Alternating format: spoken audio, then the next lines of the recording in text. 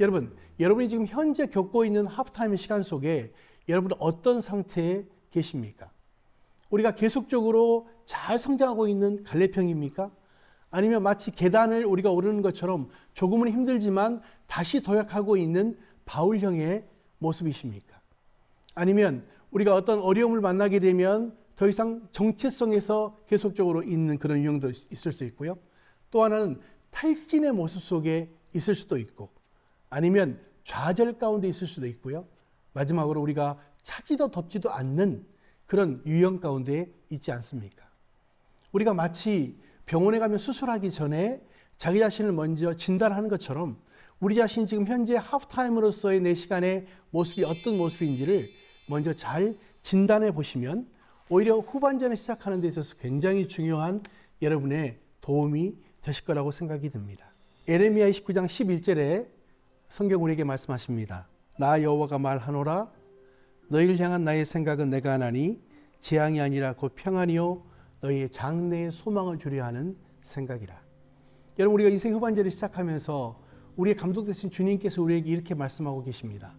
너희를 향한 나의 생각은 내가 안다. 여러분, 우리가 한 번도 가보지 않은 우리 인생의 후반전을 우리 스스로 알지 못하기 때문에 두려움이 있습니다. 그런데 우리의 모든 것을 아시는 주님께서 바로 내가 너희의 모든 것을 알고 있다라고 말씀하시고, 또 우리에 대한 하나님의 생각이 장래에 소망을 주려 하는 생각이라고 말씀하고 있는 것이죠. 그래서 우리는 새롭게 맞이할 수밖에 없는 정말 새로운 환경에 두려움 없이 갈 수 있는 것은 바로 주님께서 나와 함께 하시고 나에 대한 인생의 후반전에 대한 계획이 장래의 소망을 주려 하는 생각이라고 하는 약속의 말씀이 있기 때문에 우리는 얼마든지 우리 인생의 후반전을 시작할 수 있게 되는 것입니다. 그렇다면 우리가 인생 후반전을 가시는데 있어서 가장 중요한 4가지의 우리의 단계들이 있습니다. 하나님이 우리를 이끌어 가시는 단계를 말씀하는 것이죠. 첫 번째는 자기 부정의 단계라고 이야기합니다. 자기 부정의 단계가 무엇입니까? 이제는 내가 아니고 내 인생의 주인이 바로 하나님이시고 하나님이 내 삶을 이끌어 가신다라고 하는 분명한 고백을 의미하는 것입니다. 그래서 갈라디아 2장 20절 너무나도 잘 아는 말씀이죠. 내가 그리스도와 함께 십자가에 못 박혔나니 그런즉 이제는 내가 산 것이 아니요 오직 내 안에 그리스도께서 사신 것이라.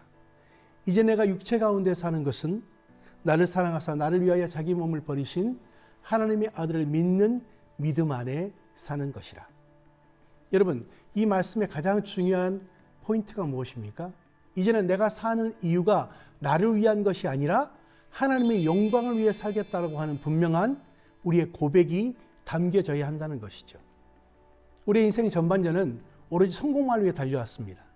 근데 중요한 건 무엇입니까? 우리 인생의 후반전은 성공 추구가 아니라 의미로운 삶, 의미 추구의 삶을 사는 것이 하프타임의 진정한 의미거든요. 그렇다면 이제는 나의 전반전은 나의 성공과 나의 삶의 어떤 무엇인가를 위해 살았다면 인생 후반전의 중요한 목표는 무엇입니까? 바로 하나님의 영광을 위해 살겠다고 하는 분명한 우리 안에 고백이 필요한 것이죠. 그래서 여러분, 중요한 건 무엇입니까? 내 자신이 아니라 이제 하나님이 내 삶의 우선순위 속에 두는 것이 굉장히 중요합니다. 그래서 자기의 유익을 구하는 생각과 인간의 칭찬과 인정을 받으려는 동기와 자기를 나타내는 목표가 조금이라도 있는 한 우리를 향한 하나님의 뜻을 안다는 것은 한마디로 불가능하다라고 프레드릭 B. 메이어가 이야기했습니다. 우리 인생 후반전을 시작하면서 우리가 이제 전반전과는 다른 후반전을 살기에 필요한 것은 무엇입니까? 우리 자신이 여전히 내 자신의 유익을 구하는 것이나 또 칭찬이나 인정을 받으려는 동기가 아니라 그 모든 동기가 이제는 사라지고 하나님의 영광을 위해 살겠다고 하는 분명한 자기의 고백이 담겨져야 한다는 것이죠. 다른 말로 이야기하면 나는 죽고 예수 그리스도 그분이 살아가는, 또 그분을 위해 살아가는 인생이라고 하는 고백이 담겨져야 되는 것입니다. 저와 제 아내는 이제 결혼을 하고 바로 캐나다로 이제 사역을 위해서 또 공부를 위해서 갔습니다. 근데 처음 이제 결혼을 하고 난 다음에 이제 캐나다를 갔기 때문에 한국 사람들은 언제나 항상 김치를 먹어야 되지 않습니까? 근데 처음에는 김치를 이렇게 사와서 먹었습니다. 근데 우리가 계속 사와서 먹을 수는 없기 때문에 김치를 좀 이렇게 만들어 봐야 되겠다 생각을 했습니다. 근데 지금 같으면 인터넷에 이렇게 켜기만 하면 레시피들이 쫙 나오는데 그때는 인터넷이 없는 때였습니다. 별로 활성화되지 않을 때예요. 그래서 그때 제가 제 아내와 함께 마켓에 가서 이 배추를 사가지고 왔습니다.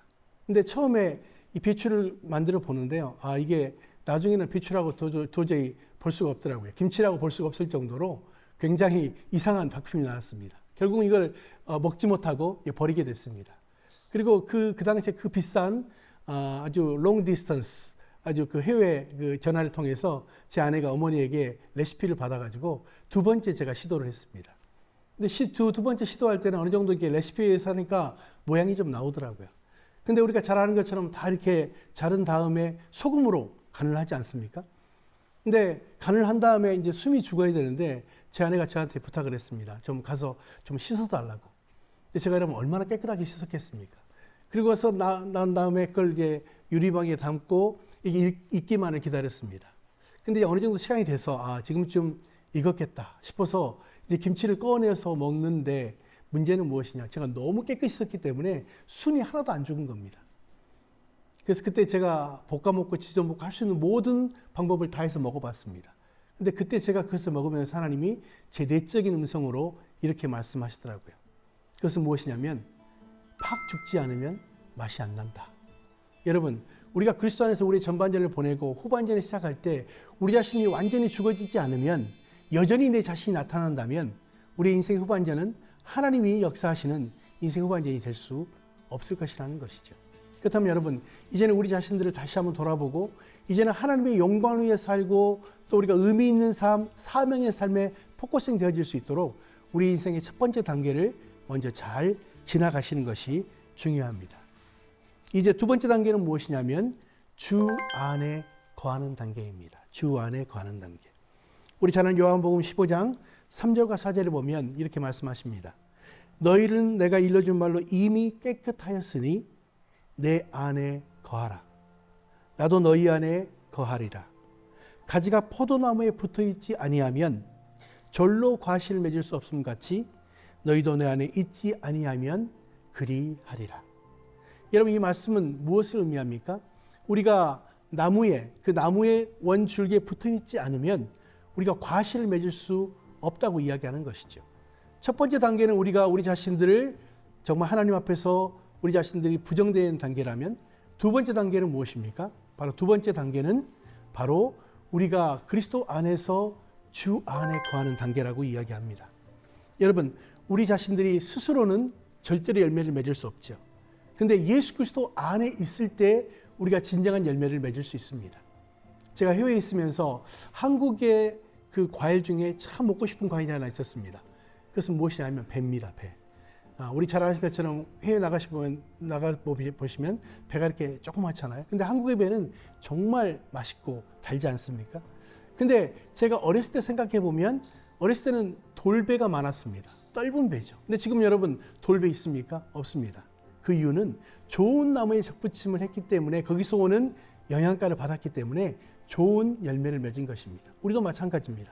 우리 스스로는 열매를 맺을 수 없지만 그분께로부터 오는 안정감과 또 주시는 귀한 그런 능력을 통해서 우리 인생 후반전이 열매 맺을 수 있게 된다고 하는 것입니다. 자, 그리고 이제 세 번째 단계는 무엇이냐면 분별의 단계라고 이야기합니다. 분별의 단계. 우리 잠언 3장 5절과 7절에 보면 너는 마음을 다해 여호와를 의뢰하고 내 명철을 의지하지 말라. 너는 범사의 그를 인정하라. 그러면 내 길을 지도하시리라. 스스로 지혜롭게 여기지 말지어다. 여호와를 경외하며 악을 떠날지어다. 여러분, 세 번째 단계는 무엇입니까? 바로 우리가 하나님께로부터 오는 지혜인지 내 지혜인지를 잘 구분할 수 있는 분별이 필요하다고 이야기합니다. 성경은 말씀하시죠. 너는 마음을 다하여 여호와를 의뢰하고 내 명철을 의지하지 말라고 분명히 말씀하십니다. 인생 후반전에 가장 필요한 것은 우리의 지혜가 아니라 하나님이 주신 지혜를 얻고 그 지혜를 따라서 우리가 무엇인가를 결정하고 나아가는 것이 필요하다고 이야기합니다. 여러분 혹시 오목과 바둑의 차이를 아십니까? 여러분 오목은 무엇입니까? 수를 보지 않습니다. 어떻게 하다 보면 이기고 또 어떻게 보면 지는 것이 이 오목의 수준이죠. 그렇지만 여러분 우리가 잘 아는 바둑은 무엇입니까? 바둑은 수를 보는 것입니다. 뭐 5수를 볼 수도 있고 10수를 볼 수도 있고. 여러분 저는 분명히 오목 수준이기 때문에 저는 한 수밖에 볼 수 없습니다. 그런데 여러분 보통 우리가 이 바둑의 구단을 우리가 입신이라는 표현을 씁니다. 입신. 입신이 무엇입니까? 신의 경지에 이르렀다라는 뜻이죠. 여러분 만약 저와 7단이 한다면 누가 이길까요? 당연히 7단이 이기겠죠. 왜? 저는 오목 수준이기 때문에. 근데 제 옆에 9단이 계시는 거예요. 그 9단이 말합니다. 목사 여기다 두세요. 둡니다. 또 7단이 둡니다. 여러분 제가 한 번 두고 그분 두고 계속 훈수에 의해서 두면 여러분 이 결과는 제가 이길까요? 7단이 이길까요? 예, 당연히 제가 이깁니다. 왜? 9단의 실력으로. 여러분 우리의 실력으로는 실패할 수밖에 없어요. 그런데 하나님 주신 지혜로 우리가 그 지혜를 따라서 결정하시고 나가면 저는 분명히 승리하게 될 줄로 믿습니다. 네 번째 단계는 마지막 단계, 헌신의 단계라고 말합니다. 로마서 12장 1절에 말합니다. 그러므로 형제들아 내가 하나님의 모든 자비하심으로 너희를 권하노니 너희 몸을 하나님이 기뻐하시는 거룩한 산 제사로 드리라. 이는 너희의 드릴 영적 예배니라. 여러분 마지막 단계는 무엇입니까? 우리가 하나님 앞에 헌신해야 되는 단계라고 말합니다. 이 신자가 무슨 신자입니까? 몸 신자를 의미합니다. 몸 신자를 의미한다는 것은 무엇입니까? 우리의 삶을 통해서 하나님이 원하시는 믿음의 삶을 살아가는 것을 헌신이라고 이야기합니다. 그래서 많은 사람들은 열심히 살고 최선을 다해 살지만 무엇을 위해 살지를 잘 모르는데 이제는 인생 후반전의 목표는 무엇입니까? 하나님의 영광을 위해 살겠다라고 하는 분명한 자기 헌신이 필요한 단계고요. 이 단계를 우리가 갈 때 또 새로운 후반전이 열리게 되는 것입니다. 그래서 보통 우리가 위하여라는 말 아시지 않습니까? 위하여. 주로 위하여라는 말은 어디에 씁니까? 뭐 우리가 뭔가 건배할 때 하지 않습니까? 근데 사실 위하여의 뜻이 무엇이냐면 위대하신 하나님 여호와의 약자가 위하여입니다.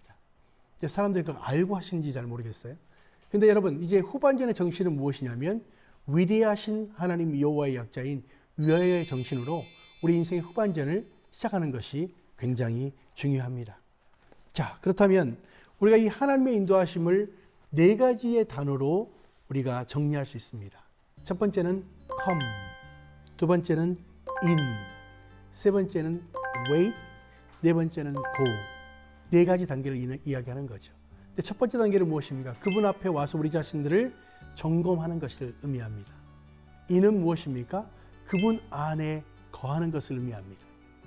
세 번째는 바로 wait, 기다리는 것입니다. 하나님이 우리 가운데 주신 시간 속에서 우리가 무엇을 어떻게 해야 될 것인지를 우리가 아는 것을 이야기하는 거죠. 마지막 고우입니다. 이 고우는 무엇입니까? 다시 헌신되어져서 우리 인생의 후반전으로 나아가는 것을 의미하는 것입니다. 그렇다면 여러분 중요한 것은 무엇입니까? 여러분의 인생에 있어서 이 4단계를 잘 우리가 점검하고 갈 수 있다면 우리 인생의 후반전이 시작되는 것이죠. 자기 자신을 부정하고 두 번째 그분 안에 거하고 또 하나님 주신 새로운 지혜를 구하고 네 번째는 헌신하는 것입니다. 자, 그렇다면 우리가 이 4번째 단계를 다 거친 다음에 이제 중요한 것은 무엇이냐면 하나님이 어떻게 우리를 인도하시는가, 우리 인생 후반전으로 인도하시는가에 대한 인도 원리를 우리가 이해하는 것이 필요합니다. 그 첫 번째는 하나님은 우리를 청사진으로 인도하시지 않고 두루마리로 인도하신다라는 표현입니다. 이 말이 무엇입니까? 우리가 보통 청사진은 하나의 그림을 의미하는 거죠. 하나님이 우리에 대한 어떤 그런 맵, 지도를 가지고 우리를 인도하실 수도 있지만 두루마리는 무엇입니까? 이것은 펼 때마다 보이는 거죠. 우리가 성경이 두루마리로 우리가 기록된 것처럼 우리가 하나님의 인도하심을 받으면서 천천히 어떻게 우리의 후반전이 열려가는가를 그분과의 관계 속에서 우리가 배워가는 것을 의미하는 것이죠. 또 하나는 하나님은 우리를 사지선다형으로 인도하시는 것이 아니라 논술형으로 인도하신다. 표현이 재미있죠? 사지선다형은 무엇입니까? 우리가 4가지 중에 하나 그 안에 답이 있는 것을 의미합니다. 그런데 여러분 우리가 논술형은 무엇입니까? 우리가 어떤 스토리로 우리를 이끌어 가신다는 것을 의미하는 것이죠. 그렇다면 여러분 우리가 우리 인생 후반전을 시작하시면서 우리가 생각했던 것 외에 또 새로운 하나님의 답안지가 또 있을 수도 있다는 생각을 합니다. 그렇다면 우리 인생의 감독 대신 우리가 하나님을 새롭게 만나서 우리 자신들을 다시 한번 점검하고 우리가 생각할 수 없었던 또 새로운 하나님의 이끄심을 받고 우리 인생의 후반전이 시작될 수 있는 하나님의 인도 원리를 경험하셨으면 좋겠습니다. 그래서 저는 제 인생의 후반전도 그렇고 많은 사람을 도우면서 저는 하는 꼭 기도의 제목이 있습니다. 그 첫 번째는 만남의 축복, 두 번째 지혜, 세 번째 형통함입니다. 여러분 인생 후반전에 가장 중요한 건 무엇입니까? 하나님 주신 귀한 만남의 축복이 있어야 합니다. 그리고 무엇인가를 결정할 때 내 지혜가 아니라 하나님 주신 지혜로 결정할 수 있도록 지혜를 구하셔야 됩니다. 그리고 마지막 세 번째는 무엇입니까? 하나님이 형통하게 해주시도록 간구해야 된다는 것이죠. 그렇다면 여러분 이 세 가지를 위해서 기도하시고 가장 중요한 건 여러분의 인생의 후반전에 무엇을 위해 살 것인가에 대한 인생의 상면 선언서를 여러분 작성하시는 것도 굉장히 중요합니다.